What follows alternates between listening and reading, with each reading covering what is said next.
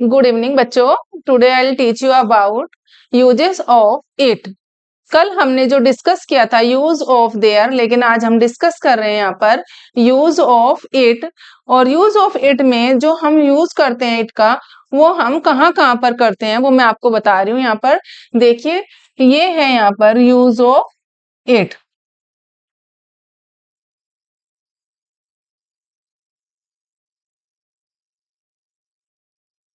Use of it के जो concepts हैं वो आपको मैं क्लियर कर देती हूँ। यहाँ पर ये हैं हमारे बच्चे कंसेप्ट्स यूज ऑफ इट। और हमारा जो इट का यूज करेंगे बेटा, वो हमारा कहाँ कहाँ पर यूज होता है। देखिए, हमारा यूज होता है इट का डे के साथ, यानी कि डेट के साथ भी हम इट का यूज करते हैं। डेट के साथ भी हम इट का यूज करते हैं। डेट, टाइम के साथ, टाइम के साथ भी हमारा इट का यूज होता है। मंथ्स के साथ भी हमारा इज का यूज होता है बच्चे। और वेदर के साथ, यानी कि क्लाइमेट, मौसम जो होता है हमारा, वेदर कैसा है उसके साथ भी हम इट का यूज करते हैं। वेदर के साथ भी हमारा इट का यूज होता है। ठीक है। नेक्स्ट है हमारा अपनी पर्सनल ओपिनियन। जब हम अपनी पर्सनल ओपिनियन किसी को देते हैं, उसके साथ भी इट का यूज किया जाता है। देखिए कैसे हम अपनी पर्सनल ओपिनियन के बारे में बताते हैं। यहाँ पर पहले मैं यहाँ पर बता देती हूँ पर्सनल ओपिनियन।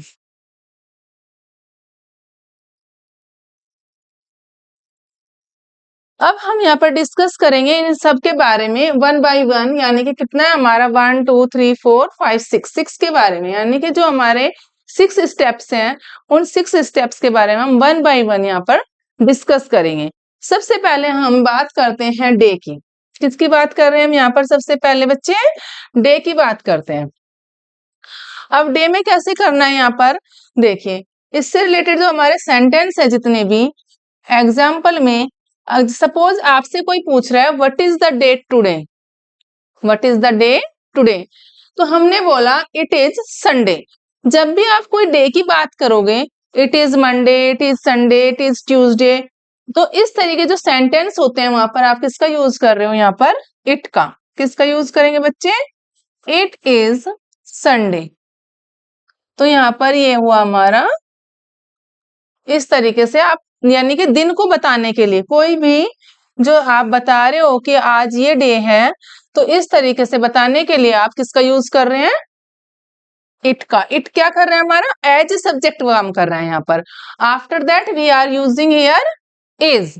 और हम किसके लिए यूज कर रहे हैं? संडे के लिए, यानी कि आज का डे बताने के लिए हमने यूज किया है इट एज ए सब्जेक्ट, और हेल्पिंग वर्ब हमारी इज है और संडे, यानी कि हमने संडे को यहाँ पर बता दिया एज ए ऑब्जेक्ट।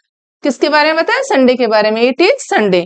नेक्स्ट है हमारा यहाँ पर, अगर कोई भी सेंटेंस आप नेक्स्ट भी बोलते हो कि कल कौन सा दिन था, it was Saturday, it was Saturday. तो कल कौन सा दिन था बच्चे? ऐसे ही it was Saturday.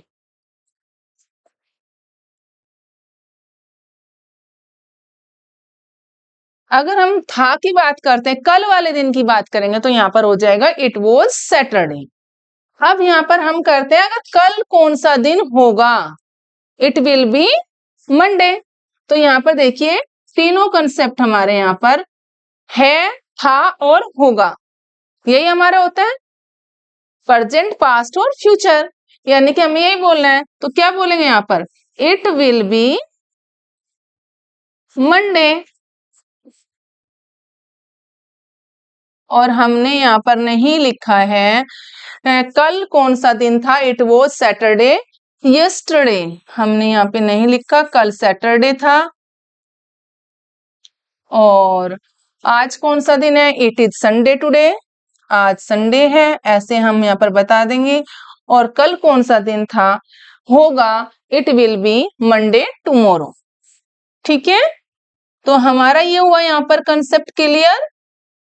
Is that clear बच्चों? तो सिंपल है, बिल्कुल कुछ नहीं है। एग्जाम्पल में हमने प्रेजेंट में यूज किया इट का, पास्ट में यूज कर रहे हैं वॉज का, और फ्यूचर में विल बी का। एज ए सब्जेक्ट हमारा इट काम कर रहा है। और किसके बारे में बताया हमने?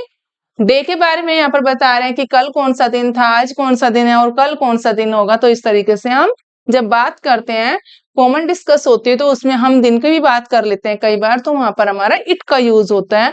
और आप टुडे, यस्टरडे और टुमारो लिखना बिल्कुल मत भूलना, वो भी आपको बताना है, ठीक है। तो चलिए नेक्स्ट की बात कर लेते हैं। अब हमारा नेक्स्ट आता है बच्चे यहाँ पर, अगर हम नेक्स्ट बताने की यहाँ पर काम करते हैं, तो नेक्स्ट में हम किसके बारे में बता रहे हैं? यहाँ पर देखिए बच्चे, यहाँ पर है अब हमारा नेक्स्ट डेट। नेक्स्ट हमारा डेट के बारे में बात कर रहे हैं, और डेट के बारे में भी हम वैसे ही डिस्कस करेंगे यहाँ पर जैसे हमने डे के बारे में की कि आज कौन सी डेट है, विच डेट इज टुडे। तो या फिर हम कई बार बोलते हैं व्हाट इज डेट टुडे, ऐसे ही बोल देते हैं। तो डेट के लिए जब हमने क्वेश्चंस पुट अप किया कि आज कौन सी डेट है, तो वहां पर हमने बोल दिया कि आज कैसे बोलेंगे? एग्जाम्पल में इट इज आज क्या डेट है? 5 डेट है ना, इट इज 5th में, इट इज 5th में। तो यहाँ पर हम लिख देंगे इट इज 5th में टुडे, और टुडे जरूर लगाना है, आपको भूलना नहीं है, ठीक है। और अगर बात करते हैं कि कल कौन सी डेट थी, तो क्या लिखेंगे यहाँ पर? इट वॉज 4th में। तो ऐसे आप इट का यूज करेंगे और वॉज का यूज करना। It was 4th may yesterday. और मे भी मत लगाना, जरूरी नहीं है कि मे लगाएंगे, समझ में आ रहा है। तो वो तो जब नहीं पता होता, सबको पता है कि कौन सा मंथ चल रहा है, तो हम यहाँ पर बता देते हैं इट वॉज 4th में यस्टरडे। और कल कौन सी डेट होगी, तो इट विल बी, किसका यूज करेंगे यहाँ पर? It will B. तो हमने यहाँ पर यूज किया इट विल बी 6th में, इट विल बी 6th में टुमारो। तो ऐसे आप यहाँ पर यूज कर लेंगे, ठीक है। छोटे छोटे बच्चे जब डिस्कस करते हैं, या फिर कॉलेज गोअर्स होते हैं, स्कूल गोअर्स होते हैं, या फिर कोई कॉम्पिटिटिव एग्जाम्स की तैयारी कर रहे हैं, उनके लिए बेसिक रूल्स जो है बिल्कुल ही एकदम बिल्कुल इजी है। इजी स्टेप्स में आपको सिखा रही हूँ यहाँ पर, इसमें कोई भी डिफिकल्टीज नहीं है, कोई प्रॉब्लम्स नहीं है, आप इजीली इसको सीख लोगे। नेक्स्ट है बच्चे हमारे यहाँ पर बात कर रहे हैं हम टाइम की, और टाइम से जो हम काम करते हैं वो है हमारा, देखें यहाँ पर कि अब कौन सा टाइम है।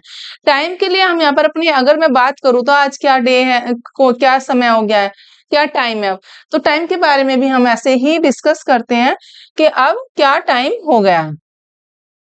तो टाइम के बारे में देखिए बच्चे, इसके बारे में आप इजीली पढ़ लेंगे। अब हमें बताना है टाइम के बारे में। तो अब बोल रहे हैं कि अब क्या टाइम है, तो सपोज किसी ने बोल दे कि इट इज 4:30, इट इज 5:30, जितना जो टाइम होगा वही बोलेंगे। तो यहाँ पर टाइम के साथ भी हमें किसका यूज करना है?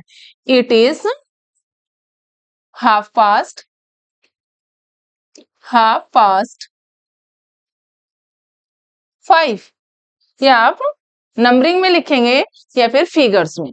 इट इज 5:30 नाउ, अब 5 बज गए हैं। इट इज 5:30, यानी कि 1/2 का मतलब है 5 का आधा, यानी कि 30 मिनट्स तो बीत चुके हैं। तो यानी कि हमारा 5, 5:30 बज चुके हैं। अगर हम दोबारा बात करें कि अच्छा कल हम मार्केट गए थे, वो क्या समय था? When we went to the market, what was the time?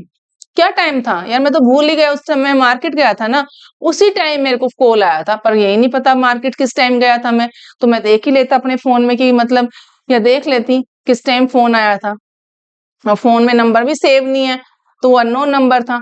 तो चलिए इसकी भी हम बात कर लेते हैं कि जब मैं मार्केट गया था तो क्या टाइम था। तो कल की भी बात करेंगे, तो हमने बताया कि हाँ यार मुझे तो याद आ गया कि क्या टाइम था। इस तरीके से भी हम सेंटेंस बोलते हैं, इट वॉज 7 o'clock या 7:15। आपको जो बोलना आप बोल सकते हो, ये डिपेंड करता है, जो टाइम आपका होता है वो टाइम आप बोलेंगे।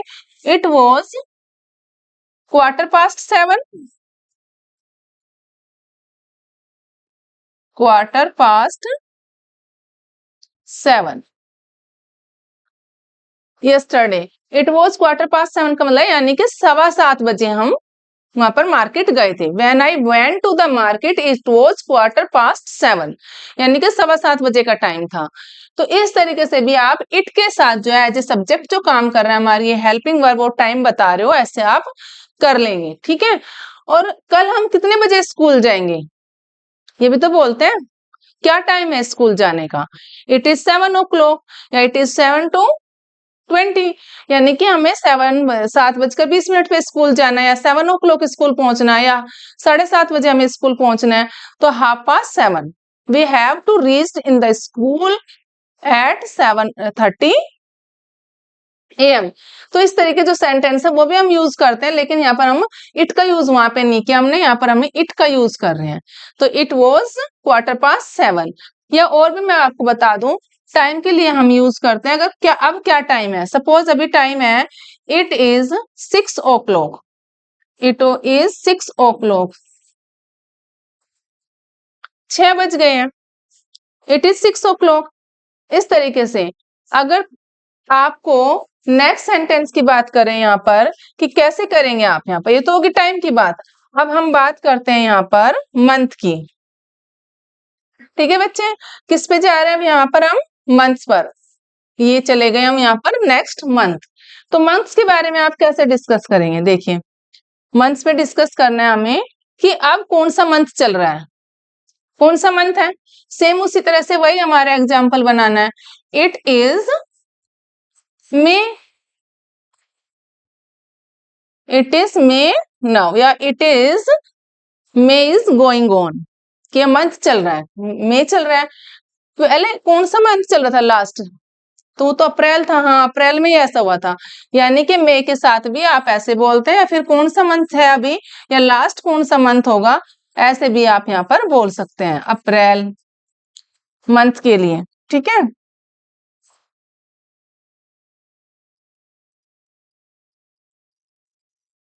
ओके बच्चे। फिर है हमारा यहाँ पर, आप दूसरा भी सेंटेंस बोलोगे, नेक्स्ट कौन सा मंथ होगा? It will be, it will be, मई के बाद जून आता है, it will be June. Next month जो हमारा है it will be June next month. Okay, या फिर नेक्स्ट मंथ तो हम लास्ट में लगाएंगे, it will be next month, it will be June next month, यानी कि अगला महीना जो हमारा जून का होगा। तो स्कूल कब खुलेंगे? इट विल बी जुलाई, यानी कि जुलाई में स्कूल खुलेंगे, वो जुलाई का मंथ होगा जब ये स्कूल खुलेंगे, जब जुलाई होगी। ठीक है, तो इस तरीके से आप मंथ्स के लिए भी यूज कर लेंगे।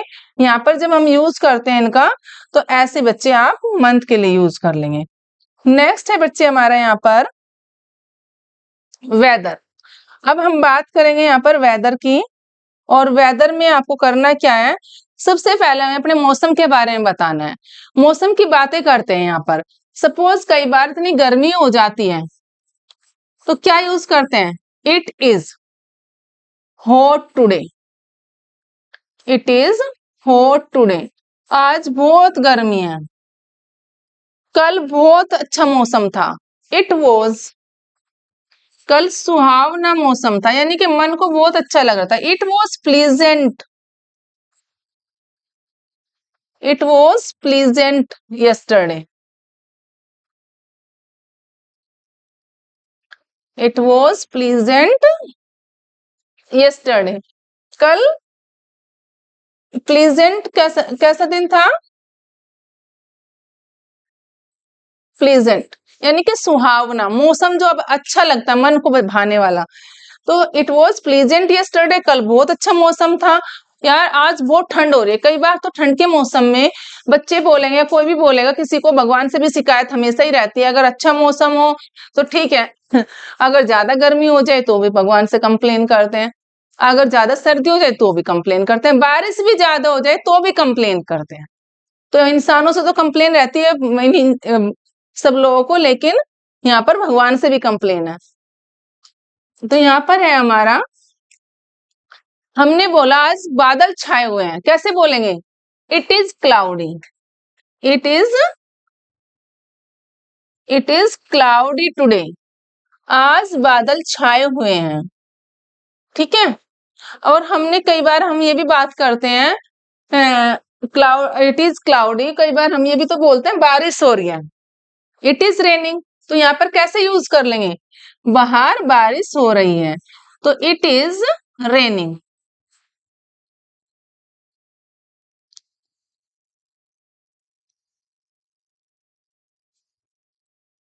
It is raining outside. अब देखिए बच्चे, इस तरह के सेंटेंस में हमने देखा कैसे यूज किया। हम इट को यूज कर रहे हैं एज ए सब्जेक्ट, और इज हमारी हेल्पिंग वर्ब यूज कर रही है, और रेन हमने मेन वर्ब यूज कर लिया यहाँ पर।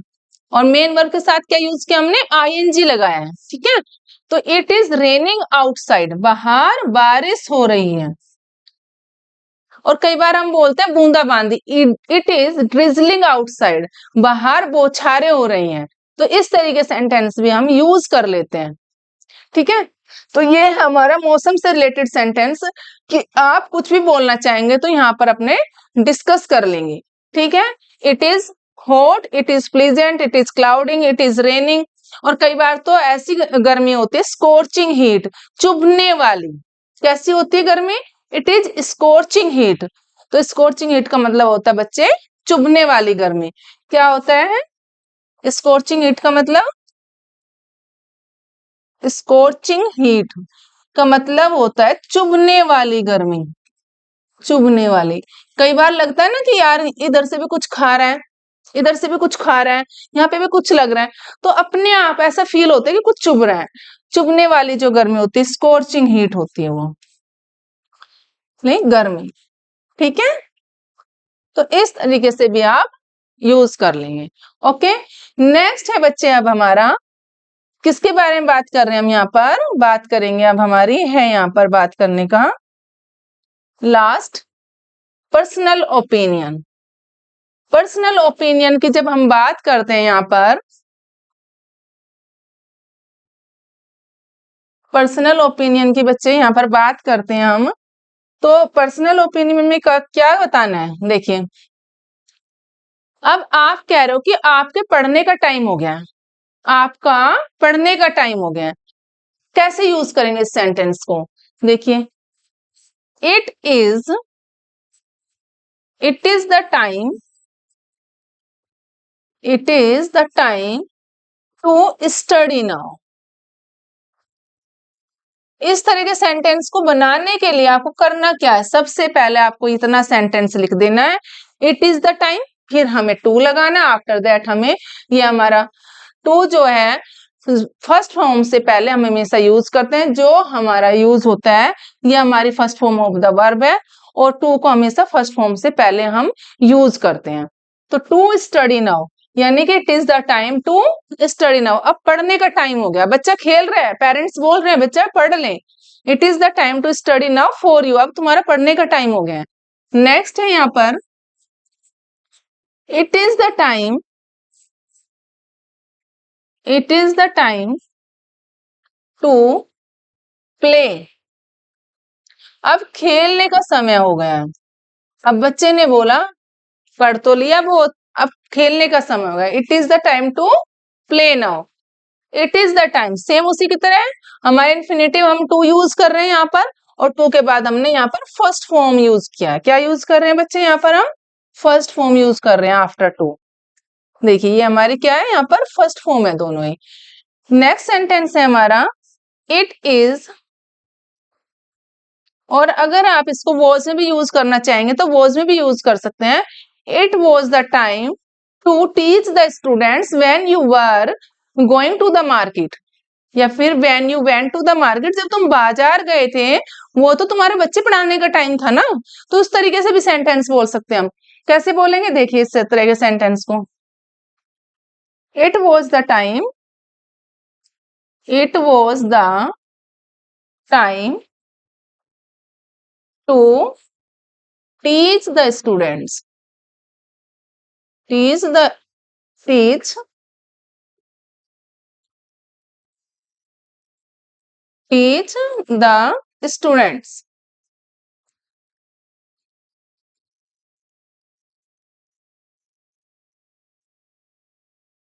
Students when you went, when you went to the market.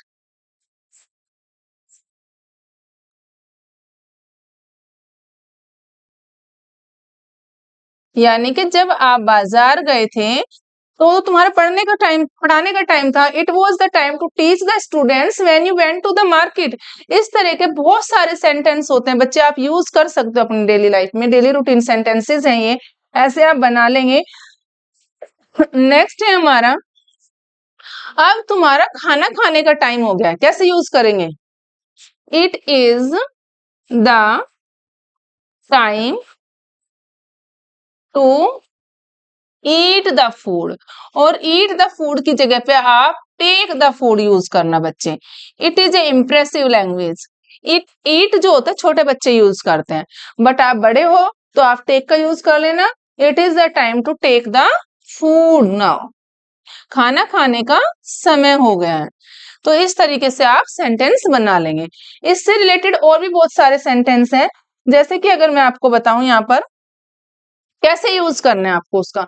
It का यूज करना है कि यार उससे तो बात करने का कुछ फायदा ही नहीं है, वहां जाने का भी कुछ फायदा ही नहीं है, उससे बात करने का भी कुछ फायदा नहीं है। तो कैसे यूज करेंगे इस तरह के सेंटेंस को? इट इज नो यूज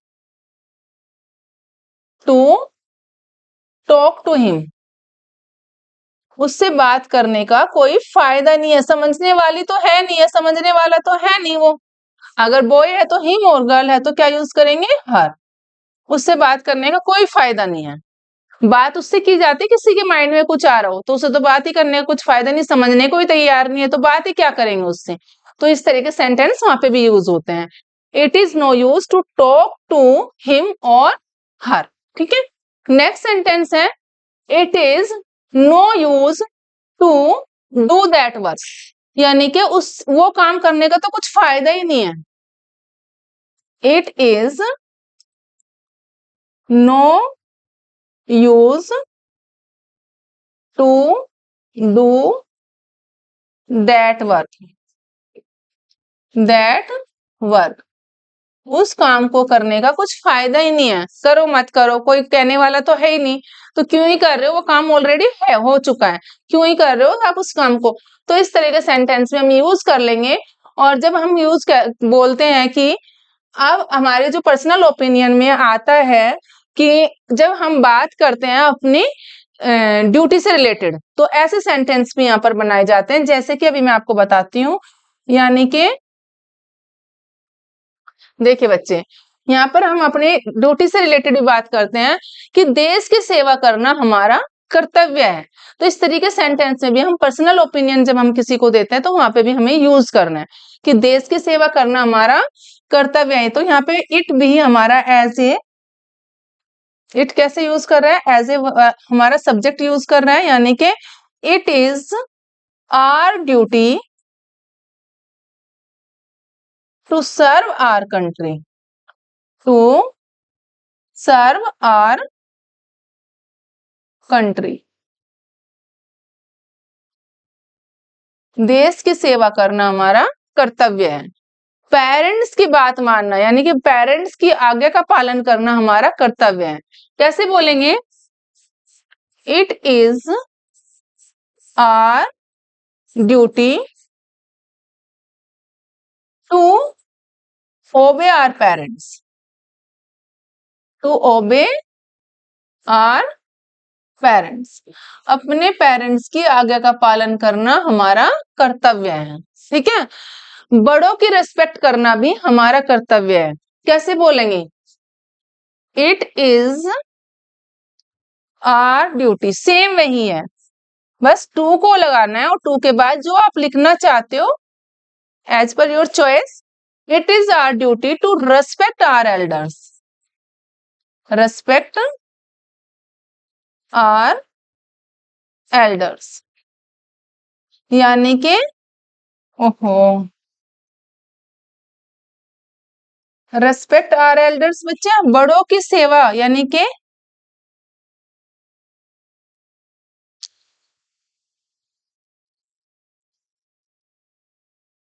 बड़ों की रेस्पेक्ट करना हमारा कर्तव्य है। पर्सनल ओपिनियन में मैंने आपको 3 टाइप्स के जो सेंटेंस थे वो मैंने आपको यहाँ पर बताए, बाकी हमने डिस्कस किया यहाँ पर डे से related, date, time, month, weather और पर्सनल ओपिनियन। ये हमारी वीडियो है, इसमें यूज ऑफ इट में जो मैंने आपको पढ़ाया, I hope you got it everybody. तो आपको समझ में भी आ चुका होगा, और देखने से के बाद आप मेरी वीडियो को लाइक शेयर सब्सक्राइब कर देना, और इसको रिलेटेड अगर कोई भी आपको डाउट्स होंगे तो आप मेरे को कमेंट बॉक्स में लिख कर भेज देना। ओके बच्चों।